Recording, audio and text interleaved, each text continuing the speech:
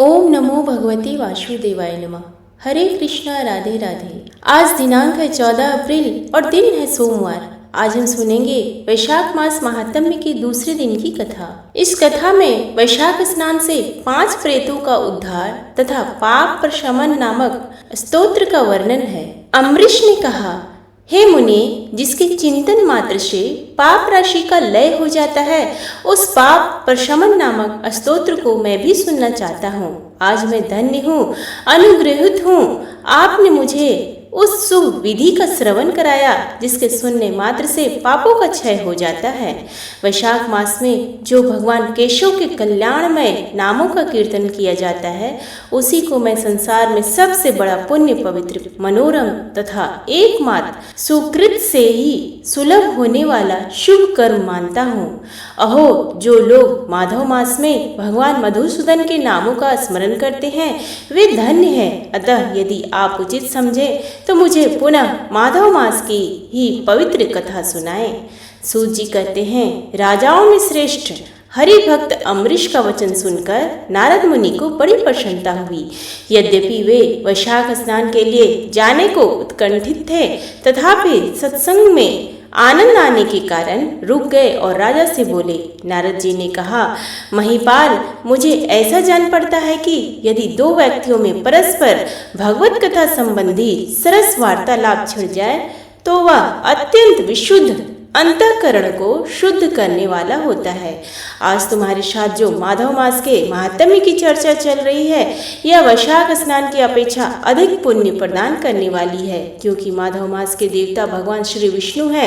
अतः उसका कीर्तन भगवान का ही कीर्तन है। जिसका जीवन धर्म के लिए और धर्म भगवान की प्रसन्नता के लिए है तथा जो रातों दिन पुण्योपार्जन में ही लगा रहता है, उसी को इस पृथ्वी पर मैं वैष्णव मानता हूँ। हे राजन, अब मैं वैशाख स्नान से होने वाले पुण्य फल का संक्षेप से वर्णन करता हूँ। विस्तार के साथ सारा वर्णन तो मेरे पिता ब्रह्मा जी भी नहीं कर सकते। वैशाख में डुबकी लगाने मात्र से समस्त पाप छूट जाते हैं। पूर्व काल की बात है, कोई मुनीश्वर तीर्थ यात्रा के प्रसंग से सर्वत्र घूम रहे थे। उनका नाम था मुनि शर्मा। वे बड़े धर्मात्मा, सत्यवादी, पवित्र तथा शम, दम एवं शांति धर्म से युक्त थे। वे प्रतिदिन पितरों को तर्पण और श्राद्ध करते थे। उन्हें वेदों और स्मृतियों के विधानों का सम्यक ज्ञान था। वे मधुर वाणी बोलते और भगवान का पूजन करते रहते थे। वैष्णवों के संसर्ग में ही उनका समय व्यतीत होता था। वे तीनों कालों के ज्ञाता, मुनि, दयालु, अत्यंत तेजस्वी, तत्वज्ञानी और ब्राह्मण भक्त थे। वैशाख का महीना था। मुनि शर्मा स्नान के लिए नर्मदा के किनारे जा रहे थे। उसी समय उन्होंने अपने सामने 5 पुरुषों को देखा जो भारी दुर्गति में फंसे हुए थे। वे अभी अभी एक दूसरे से मिले थे।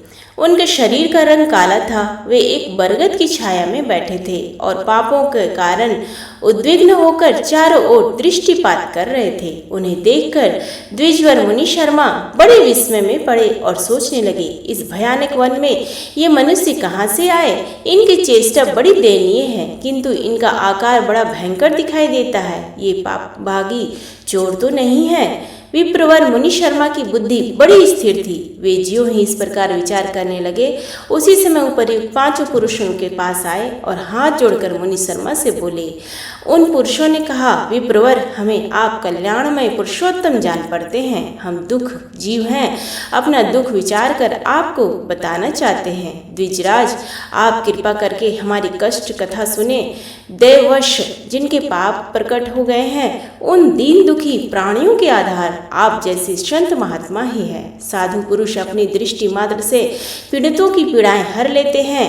अब उनमें से एक ने सबका परिचय देना आरंभ किया। मैं पांचाल देश का क्षत्रिय हूँ। मेरा नाम नरवाहन है। मैंने मार्ग में मोहवश वाण द्वारा एक ब्राह्मण की हत्या कर डाली। मुझसे ब्रह्म हत्या का पाप हो गया, इसलिए शिखा, सूत्र और तिल से रहित होकर इस पृथ्वी पर घूमता हूँ और सबसे कहता फिरता हूँ कि मैं ब्रह्म हत्यारा हूँ।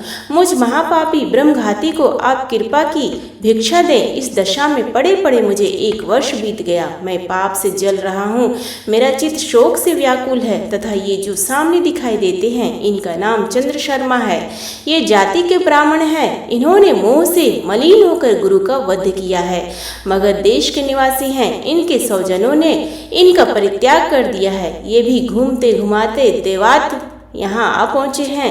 इनके भी ना शिखा है न सूत्र, ब्राह्मण का कोई भी चिन्ह इनके शरीर में नहीं रह गया है। इनके सिवा जो ये तीसरे व्यक्ति हैं, इनका नाम देव शर्मा है। हे स्वामी, ये भी बड़े कष्ट में हैं। ये भी जाति के ब्राह्मण हैं, किंतु मोहवश वेश्या की आसक्ति में फंसकर शराबी हो गए थे। इन्होंने भी पूछने पर अपना सारा हाल सच सच कर सुनाया है।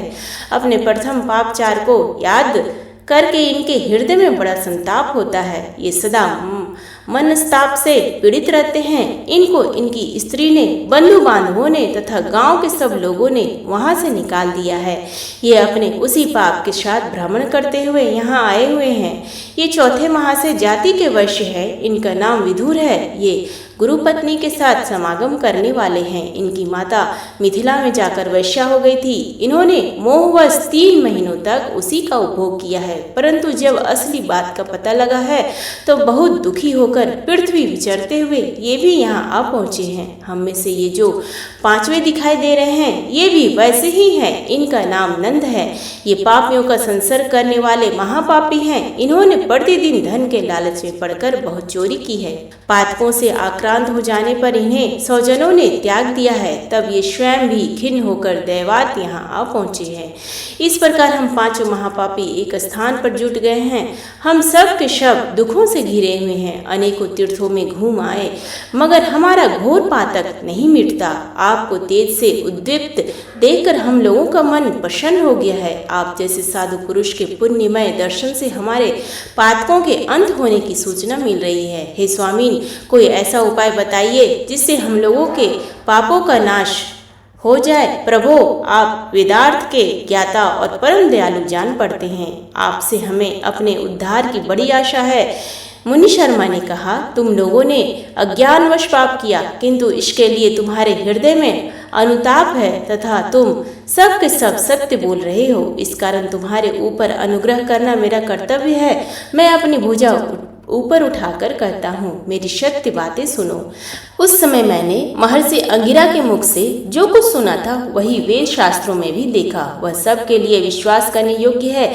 मेरी आराधना से संतुष्ट हुए स्वयं भगवान विष्णु ने भी पहले ऐसी ही बात बताई थी। वह इस प्रकार है, भोजन से बढ़कर दूसरा कोई तृप्ति का साधन नहीं है। पिता से बढ़कर कोई गुरु नहीं है। ब्राह्मणों से उत्तम दूसरा कोई पात्र नहीं है तथा भगवान विष्णु से श्रेष्ठ दूसरा कोई देवता नहीं है। गंगा की समानता करने वाला कोई तीर्थ, गोदान की तुलना करने वाला कोई दान, गायत्री के समान जप, एकादशी के तुल्य व्रत, भार्या के सदृश मित्र, दया के समान धर्म तथा स्वतंत्रता के समान सुख नहीं है। गृहस्थ से बढ़कर आश्रम और सत्य से बढ़कर सदाचार नहीं है। इसी प्रकार संतोष के समान सुख तथा वैशाख मास के समान महान पापों का अपहरण करने वाला दूसरा कोई मास नहीं है। वैशाख मास भगवान मधुसूदन को बहुत ही प्रिय है। गंगा आदि तीर्थों में तो वैशाख स्नान का सुयोग अत्यंत दुर्लभ है। उस समय गंगा, यमुना तथा नर्मदा की प्राप्ति कठिन होती है। जो शुद्ध हृदय वाला मनुष्य भगवान के भजन में तत्पर हो पूरे वैशाख भर प्रातः काल गंगा स्नान करता है, वह सब पापों से मुक्त होकर परम गति को प्राप्त होता है। इसलिए पुण्य के सारभूत इस वैशाख मास में तुम सभी बात की मेरे साथ नर्मदा तट पर चलो और उसमें गोते लगाओ। नर्मदा के जल का मुनि लोग भी सेवन करते हैं। वह समस्त पापों के भय का नाश करने वाला है। मुनि के यूं कहने पर ये सब पापी उनके साथ अद्भुत पुण्य प्रदान करने वाली नर्मदा की प्रशंसा करते हुए उसके तट पर गए। किनारे पहुंचकर ब्राह्मण श्रेष्ठ मुनि शर्मा चित्त प्रसन्न हो गए। उन्होंने वेदोक्त विधि के अनुसार नर्मदा के जल में प्रातः स्नान किया। उपर्युक्त 5 पापियों ने भी ब्राह्मण के कहने से ज्यों ही नर्मदा में डुबकी लगाई, त्यों ही उनके शरीर का रंग बदल गया। वे तत्काल सुवर्ण के समान कांतिमान हो गए। फिर मुनि शर्मा ने सब लोगों के सामने उन्हें पाप पर शमन नामक स्तोत्र सुनाया। भोपाल, अब तुम पाप पर शमन नामक स्तोत्र सुनो। इसका भक्ति पूर्वक श्रवण करके भी मनुष्य पाप राशि से मुक्त हो जाता है। इसके चिंतन मात्र से बहुतेरे पापी शुद्ध हो जाते हैं। इसके सिवा और भी बहुत से मनुष्य इस स्तोत्र का सहारा लेकर अज्ञान जनित पाप से मुक्त हो जाते हैं। जब मनुष्यों का चित्त पराई स्त्री, पराय धर्म तथा जीव हिंसा आदि की ओर जाए तो इस प्रायश्चित रूपा स्तुति की शरण लेनी चाहिए। संपूर्ण विश्व में व्यापक भगवान श्री विष्णु को सर्वदा नमस्कार है। विष्णु को बारंबार प्रणाम है। मैं अपने चित्त में विराजमान विष्णु को नमस्कार करता हूँ। अपने अहंकार में व्याप्त श्री हरि को मस्तक झुकाता हूँ।